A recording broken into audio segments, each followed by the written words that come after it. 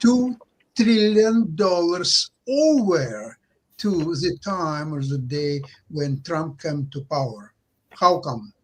Well, first, when Trump took office, the Congressional Budget Office projected that the deficit for the year ended September 30, 2025 would be about $2 trillion. It turned out it was 1.8 trillion. So before he came in, it was projected that it was going to be $2 trillion for the year. The primary difference between the 2 trillion, the 1.8 is the additional tariff revenues.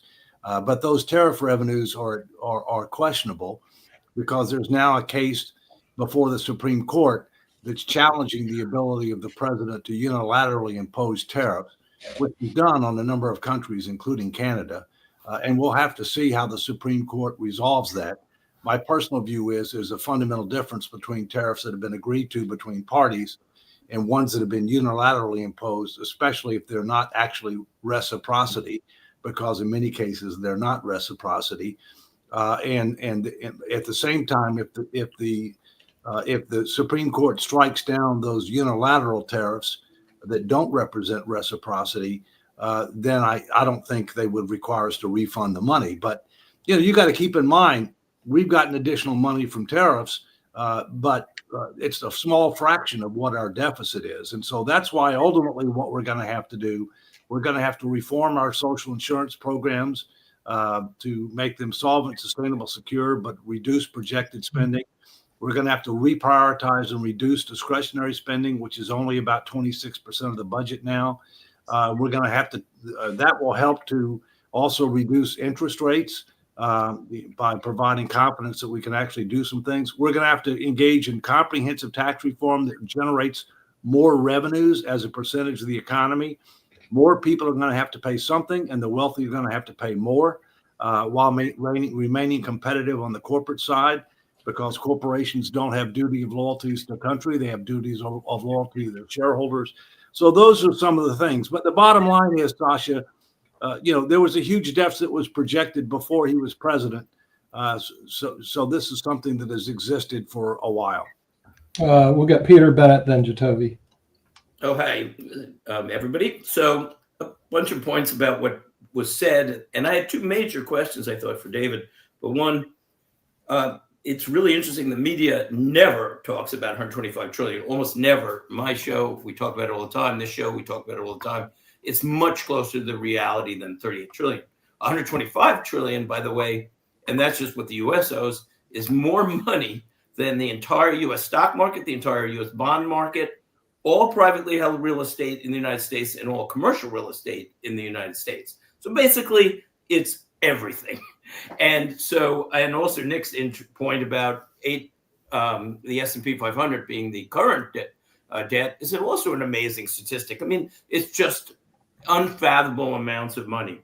The next point is, this is a worldwide crisis, and it really worried me that the word depression was used, because even if the United States can solve their problems, and I have two questions for David about how that might happen, the rest of the world, if I've looked at it, looks to me to be exactly the same, if not worse shape, because at least the U.S. has more wealth to try to solve the problem. But I've looked at countries in South America, in Europe, in Asia, country after country, unfunded retirement plans, offering almost free healthcare, at least one offering free healthcare, but almost free healthcare to aging demographics. And my guess is these countries haven't put away anything for these aging demographics, because they don't even have trust funds for the future. So does that mean, and that isn't even the question, but that's a third question David could also address, does that mean potential worldwide depression? So now I get into these questions, and one last footnote about the ability for tariffs. One, I hope the Supreme Court allows it if the country's in enough trouble without it. But two, it has been discussed, and I know David knows this, that there are other ways President Trump could apply the tariffs if the Supreme Court rules against it. So there's sector by sector ways. He won't be powerless to do tariffs. We need tariffs. There's some people say, oh, he's not a free trader. It's the opposite. The rest of the world has not been doing free trade with us. It's time we enforced equal trade so that hopefully we get free trade. So here comes the questions. One, even if the Republicans, who at least the Congress, if not the White House, seems very aware of the deficits. Mike Johnson, Speaker of the House, said he used words which I've used in a report I wrote. He said, the kicking the can down the road of the debt is running out. So these are smart people. They're very smart in general, the Congress people. So if they're aware of it, the first question is there a way that they can cut the programs without doing major damage, cutting the waste, which they're attempting to do, not paying illegal aliens for healthcare, just as an example. Is there a way to cut that back without major, major cuts to Medicare and Social Security? And the second question is, what will actually happen? I mean, and this is unknown. So I'm asking David a really hard question now, because nobody can predict this. If you did, you could, investment-wise, make a fortune on it, and the country would know what to do. But the questions are, if you look at the extra cash flow now, like if you print 125 trillion, more money than the U.S. stock market, the U.S. bond market, ... and the rest of the world is printing all this money because there's no way to tax it. As a footnote, you can take the money from the wealthy, but that'll slow an economy in general. That's been proven time after time. There are certain levels where taxation just drains an economy. So if you look at the flows this year, here's some interesting things. We are already printing a lot of money, but where did it go? 25 hospitals closed in 2024, and in 2025, there's 22 hospitals that have already closed in the United States alone. I don't know what's happening in other countries, probably not, because they're just printing money there. Then you look at, okay, so it's not going to hospitals necessarily. They've been struggling for years. Then you have the XLV, which is the S&P 500 healthcare fund. So you think, okay, well, this is made up of pharmaceuticals. It's made up of medical device companies, health insurance companies, and diagnostic companies. So they should be making a lot of money because it's not going to the hospitals. It's going to, it's maybe flowing to there. Well, if you look at the XLV, it's actually down slightly for this year in 2025. It lost money if you invest in these companies. And if you look at it from 2022, 3 years, it's flat. So the money isn't going there. So where is the money going? And most importantly, what will happen when we have to print potentially $125 trillion? And what will happen to the world if the other countries don't prepare for this and they are printing money left and right? Where does it all go? All right. Well, first, that's a lot, Peter. Okay, so it is a lot. Let me give you an overview. Many countries around the world have two serious problems. They have a demographic challenge and they have a debt challenge. And clearly the United States is in that category. There are a number of other countries that are in that category. Many people have said, well, we're the best looking horse in the glue factory. I would respectfully suggest you don't want to be in the glue factory, okay? Secondly, all countries are not equal. The United States is the largest economy based upon nominal GDP. The United States has the biggest capital markets of any country. The United States has 60% of global reserve currency. So a lot of these other countries that have serious problems can go down, but it's not going to have a global impact.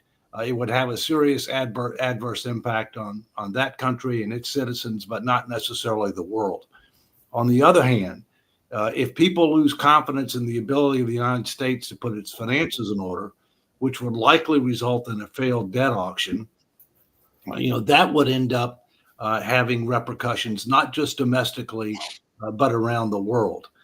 With regard to what do we need to do? We need to do the two things that I said.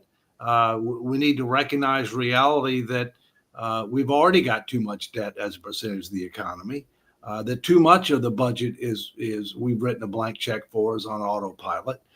We need to reclaim. My personal view is there's only two things that shouldn't have a cap on annual spending. Number one, interest, because you can't have a cap. You've got to pay what the market is. And number two, Social Security, because we can reform Social Security, make the numbers work, and we don't have to have a cap on it. But everything else needs a cap. And the number one challenge is healthcare. Healthcare by far is the number one challenge. We've overpromised, we've over-subsidized. We're going to have to dramatically rationalize that system.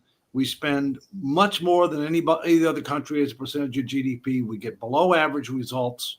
We're subsidizing people making well over 400% of poverty through the ACA, which is not logical or sustainable over time. And so, we need comprehensive reform there. My latest book, as you know, America in 2040, still a superpower question mark. It has the results of the 10,000 mile, 27 state tour that I did in 2012, which got 77 to 97% support for a whole range of tax and Social Security and healthcare and other reforms. A vast majority of those are still valid. The only difference is that the numbers are worse now. And so we're going to have to make bigger changes than what people agreed to back then, because Congress has failed to act. Last thing, I know for a fact that Speaker Johnson believes that we need a constitutional amendment. He doesn't believe that the Congress can achieve the 2/3 of the Senate and the House to be able to propose one.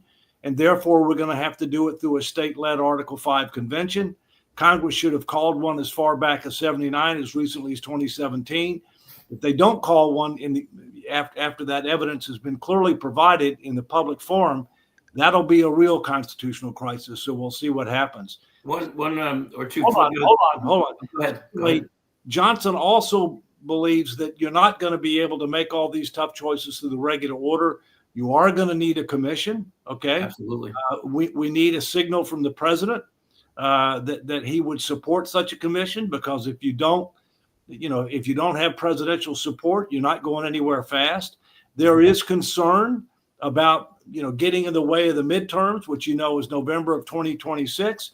My view is, look, even if you form a commission, even if we have a state-led convention for a constitutional amendment, these things aren't going to be effective until well after the midterm elections. But we don't have time to dilly-dally much longer. I got two minor points. Let me just finish, and then I'll let somebody else take over. But I have two minor points and then a big point. One is no. Let me finish up first, just because then I'll let everybody else talk for a while.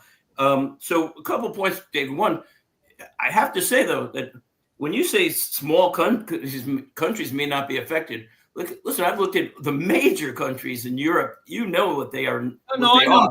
They have a problem. There's no question about it. They have, and Asia, you look at any country, you look at China, you look at Japan, and it's one of the worst. You look at South America, Brazil. So, but here's the thing, because the second question is the hardest, and I know probably nobody can answer this question, but the thing is, even if the United States could get their act together, and maybe most likely that we will, what happens when the world is printing money, and it will require money printing, but where's all that money going, and what's the effect on the system if they can't solve this problem? Well, obviously, if you end up engaging in massive money printing, it means inflation. Okay. Or stagflation, right? Well, but still, that's inflation. Okay. I mean, you could have you're right. You could have a stagnant economy and higher inflation. That's what stagflation is, right? Exactly.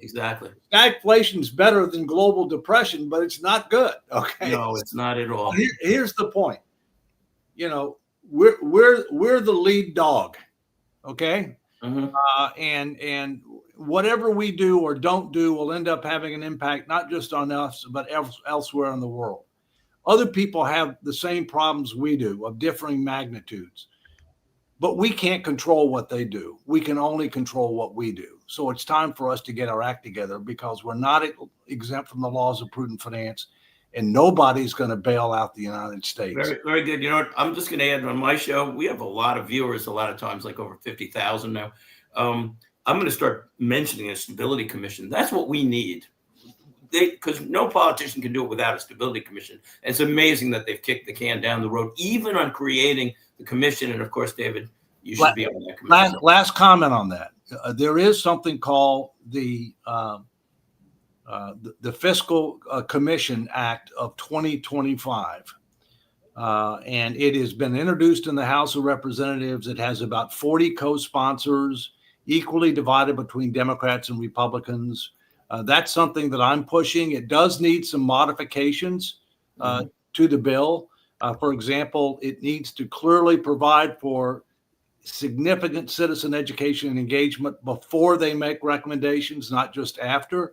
Secondly, it needs to have two sets of recommendations, one for Social Security standing alone and the other for everything else based on debt to GDP. Thirdly, it needs more time to be able to do its work. It's proposing to do it way too quickly in order to be effective. Those are just three examples. It needs a few more, but there is hope. Okay. Now, the Senate's done nothing. Okay. So, but if we can get the House to do something, we can then send it to the Senate. And there's also HCR, House Concurrent Resolution 15, which calls for a constitutional convention under Article 5 to propose a fiscal responsibility amendment, limited to a fiscal responsibility amendment. Those are the two things that we really need to start pushing. We do. They can help us diffuse the debt bomb before it's too late. I got a couple minor points. One is Mike Johnson's happy to keep the House shut down for, I don't know, into the near future, because then he doesn't have to deal with certain other things like the Epstein file vote.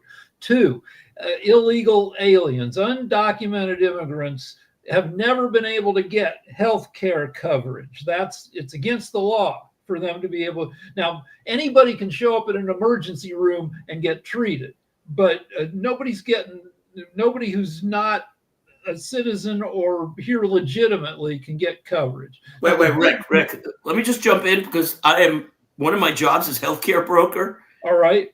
I will guarantee you, and my partner works in an area where there's a lot of minority people. I will guarantee you that massive amounts, I will guarantee you from first and second-hand experience, that massive amounts of people who are not supposed to be on the bills are on the bills, are on the rolls. Because then they're cheating, they're doing illegal shit. And yeah, you know how they're cheating? They sign up and the algorithm on the computer says you can have it.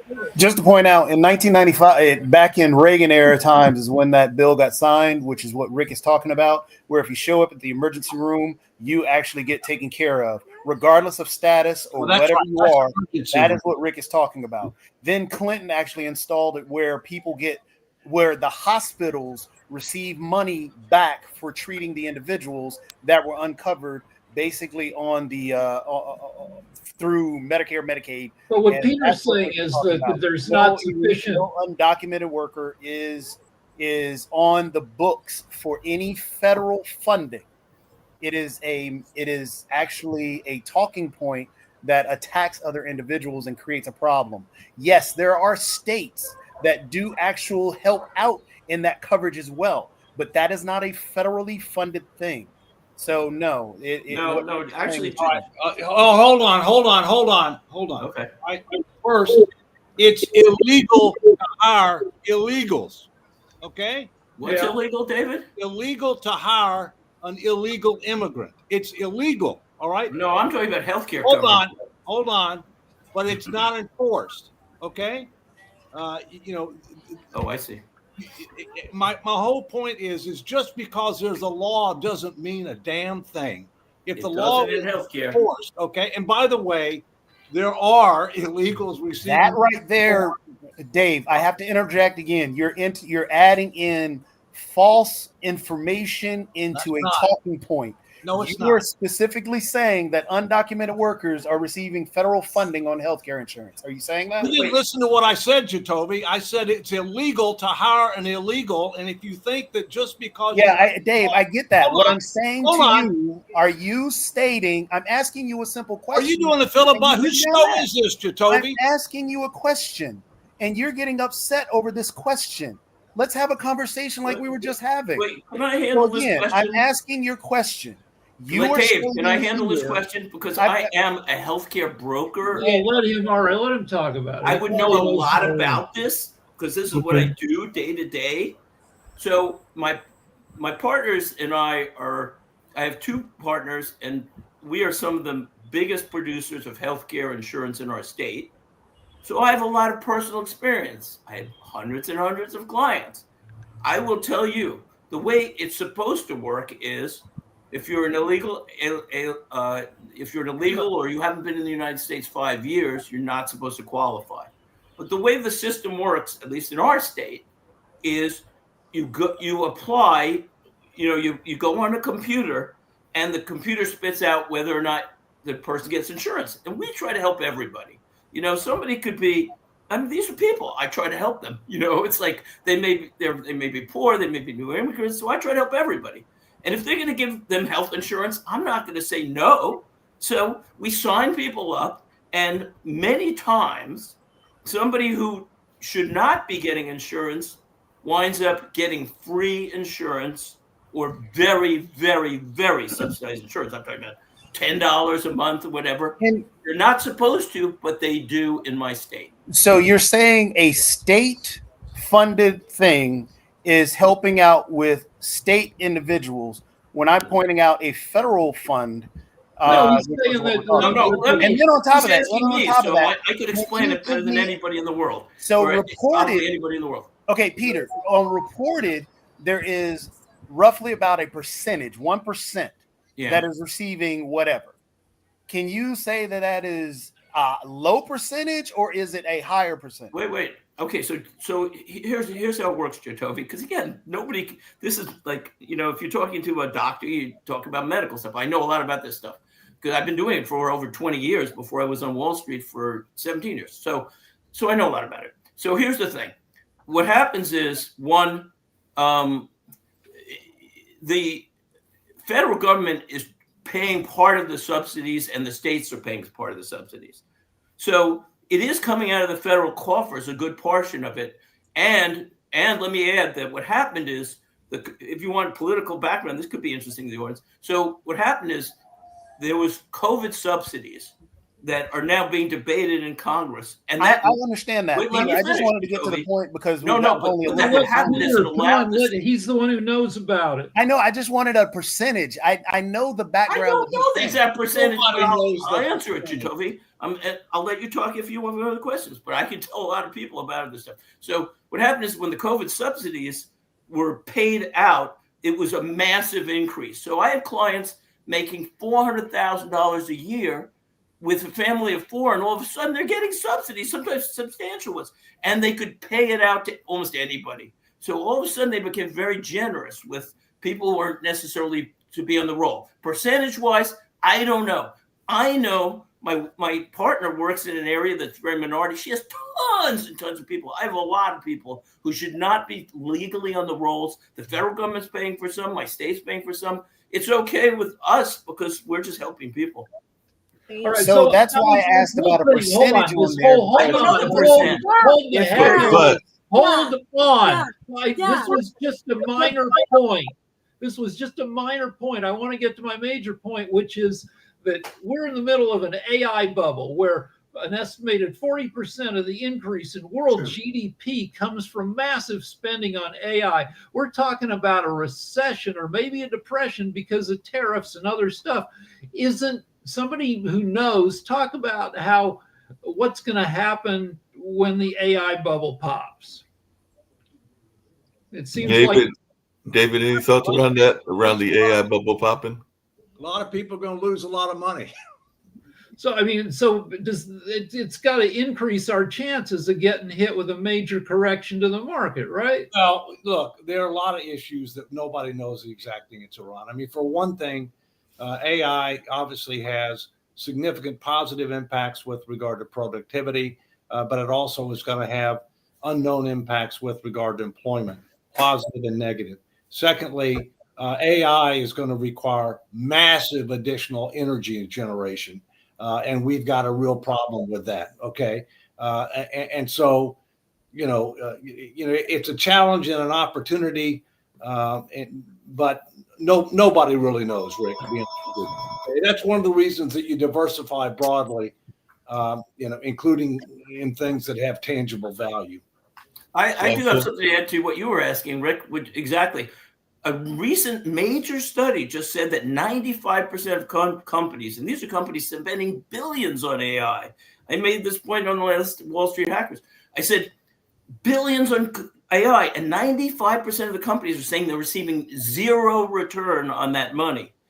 And the other point I made up in the last show is like every time I call AI, it drives me crazy. I just want to get a person because they don't even understand English, and these companies are paying for some things just get in my way of talking and getting service.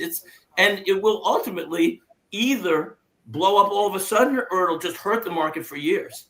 Well, so like tens of millions of people using AI or school kids using it to do their homework for them. You don't make any money off a school kid. You know, there's no revenue stream off a school kid.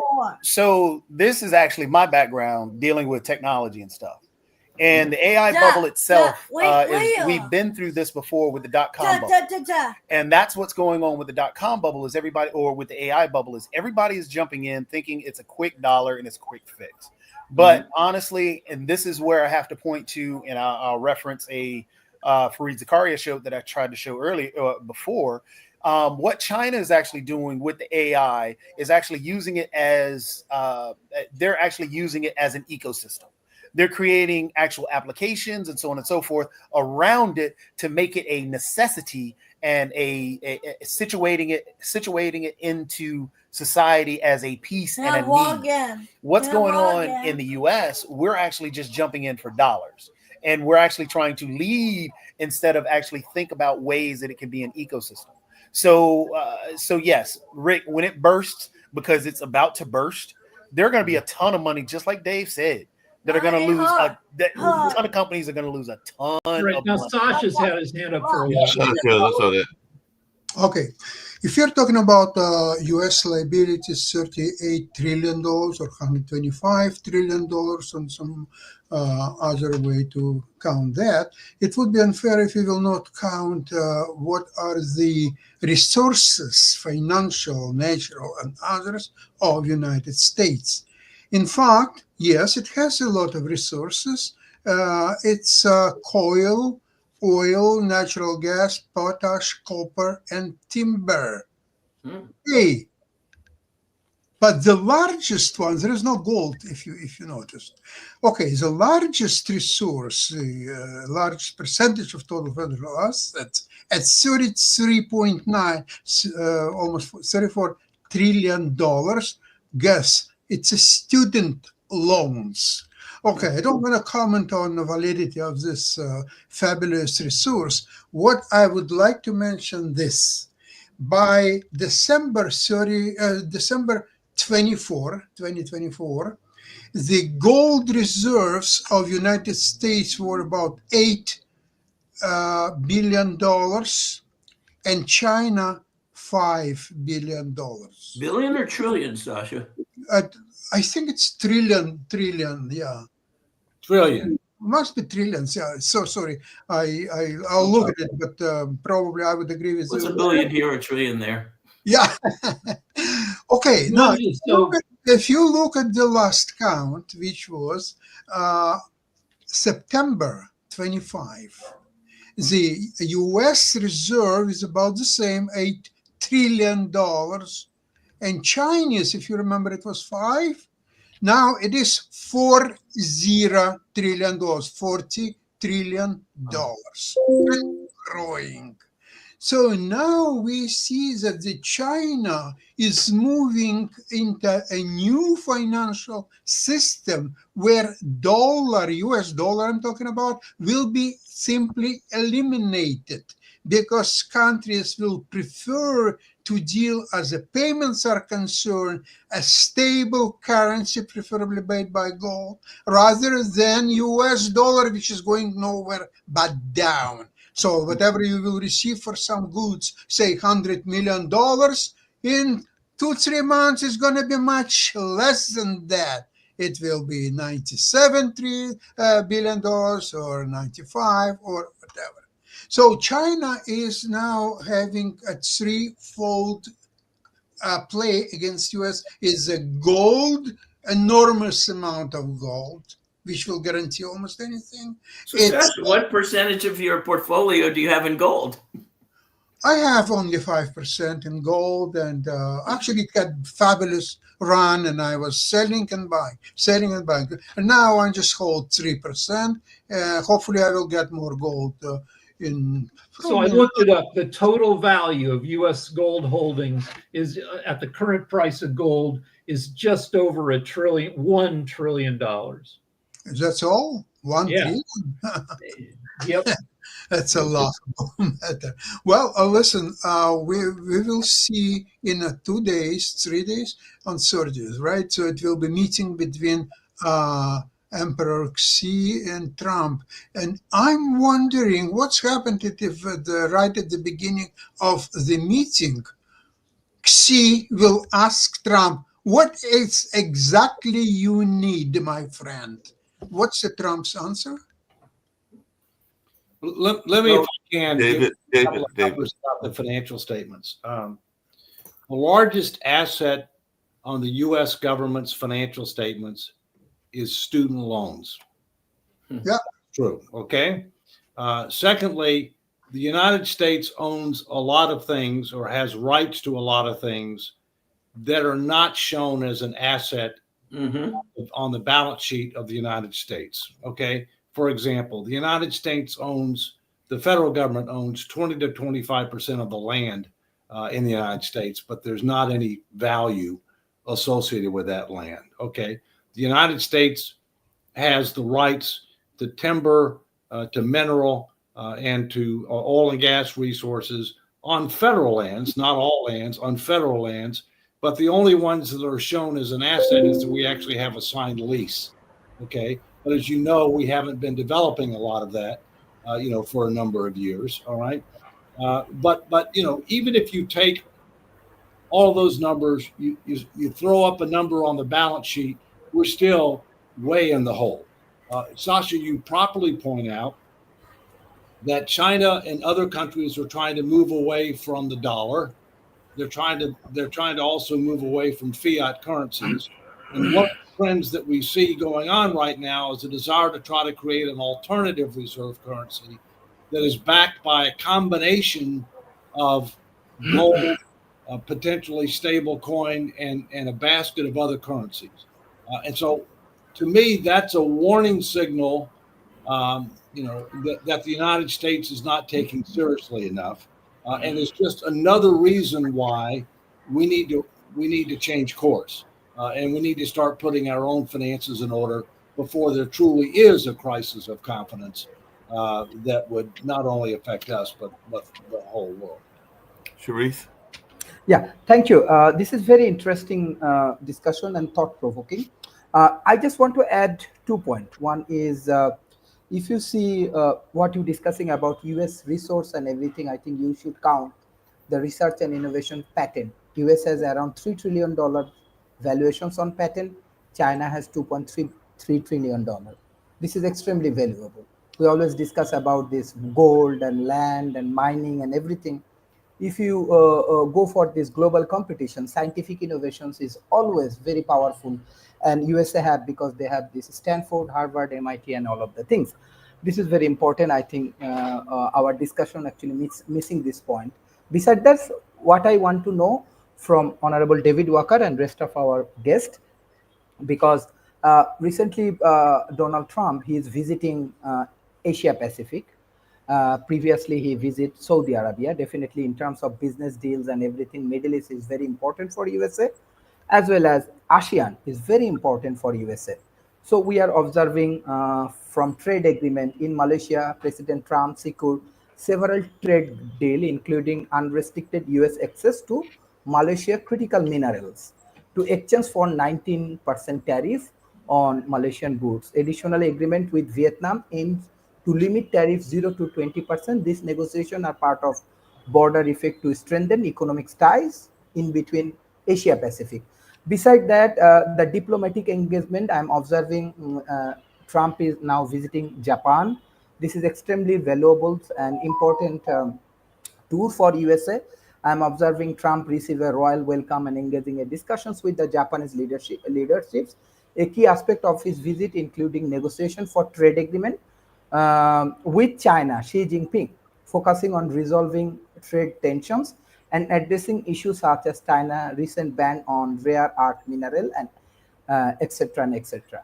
Beside that, even though Jatovi, I believe you do not shout on these discussions, you have a lot of agreement on these things, but I support Trump because of this ceasefire agreement. Even right now, this ceasefire agreement in Southeast Asia happening in front of Trump, in between this Cambodia and this Thailand. And for this particular issues, this Thailand and Cambodia issues, 48 people died and 300,000 people go for displacements.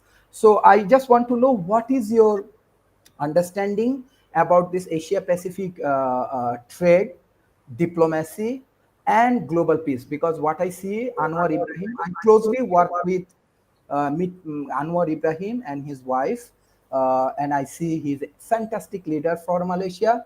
But I see that they are heavily supporting Donald Trump because of this ceasefires, because of this global peace. I believe the ASEAN countries, including Middle East, they will support more USA because of these peacekeeping missions and all of the things. Even though Donald Trump do not get the Nobel Prize, but there are a lot of discussions and other things. Okay, but, let David answer the question. Yeah. Well, first, Trump has clearly made trying to resolve conflicts and to bring peace to different parts of the world a top priority. He's clearly done that. You talk about the Thailand, Cambodia. There are a number of different conflicts around the world that he's helped to resolve. You're right. He didn't win the Nobel Peace Prize this year. He could win it next year. We'll see. Obviously, the big one that's outstanding is Ukraine, Russia. We've talked about that before. We can talk about it again, but let's move on to other things. Trump is not just interested in the tariff issue in his travels to Asia. He's also interested in security issues. And two of the things that we've become unduly dependent on from China are rare earth minerals and materials necessary for prescription drugs, not only with regard to the raw materials, but also processing capacity. All right. So one of the things that Trump is trying to do is to look for alternative sources for rare earth materials and materials necessary for prescription drugs. My personal view is I prefer free and fair trade. I prefer that we don't have tariff unless there's unfair trade practices. But there's two areas where I think we have to make sure that we are self-sufficient, either domestically or in partnership with our allies. And obviously, there are a number of countries in Asia that are allies, okay? And those two areas where we have to make sure that we are self-sufficient, either directly or in partnership with our allies, are national security and public health. And we're not today. We need to take steps to make sure that we are. But as you know, Doctor, there's a lot of pressure on these Southeast Asian countries in particular, because China's in the neighborhood, right? We're a little way away. They're in the neighborhood, and historically, China has wanted to dominate its region, but now you see a situation where China is not just interested in dominating their region; they're interested in having a global impact, which is new. And so I think the result of this trip is going to be important. I think in particular, probably the most important meeting is going to be with President Xi, and we'll see what ends up happening, because that's not just about trade and tariffs. I mean, it's also about the other issues that I mentioned. Yeah. I'll just add one little footnote, which is a lot of times leaders meet after the framework is already established, and what I've heard is there is already an established framework for what they're going to negotiate. So a lot of times it's more show because everything's worked out by the people under them. So I believe that there is already an agreement. Hopefully it doesn't fall apart. And so hopefully we'll return to a more normal situation. We need a lot from them. They need a lot from us. So we will see. Yeah. Hey, David, just really quickly, along that same line and everything, along that space, I know that when Nick created this show, he was talking about it being 38 trillion going up. And we've also got this whole notion of a lot of people on November 1st are not going to have their SNAP benefit. So what kind of impact is that going to have on this debt situation that we're in, and how will that play out and everything like that? Because that's going to take place in about a week. Well, first, federal workers are now missing their first full paycheck. Okay. SNAP benefits, which is food stamps, basically, nutrition assistance. I don't know the exact number, but I think it's 30 to 40 million people receive those benefits. And 42 million. Okay. All right. Thank you very much, Rick. Appreciate that very much. And that's obviously going to have a serious adverse impact on them because these are people that are hand to mouth for the most part. Okay. One would hope and expect that those two factors would cause them to reopen the government. But understand this, we're not going to save any money because everything's going to get paid retroactive. So in effect, what ends up happening is that, we lose productivity, we lose public services and public confidence, but it ends up costing us more money because you end up doing things on a retroactive basis. Plus, in some cases, you end up having to pay penalties because the government hasn't performed, from a contractual or other perspective, consistent with what its obligations are. And so therefore you can end up having penalties that end up having to be dealt with as well. Yeah. By the way, gold's taking a hit today, which I'm not happy about. Oh yeah, you know what? It's going to take a hit because if I was China, I'd say, you know what? I'll pull back a little bit. The purchase, it's had such a run up. So what they're going to do is they're going to say, okay, we'll cool off, let it cool down a little, and then we start buying again. Yeah, well, India, as you know, its major holiday was just this last week. Oh, okay. And gold, and gold is something that a lot of it is bought for gifts during that holiday. If you good point too. Very good. I'm wondering about something. Gold to go lower. Mm-hmm. US dollar has to go higher. There is no other way. Gold cannot go lower if United States dollar will not go higher. Now, what will make, in your opinion, in the next while, 2 months, 3 months, 6 months, the United States dollar would go higher from the level where it is now? What exactly?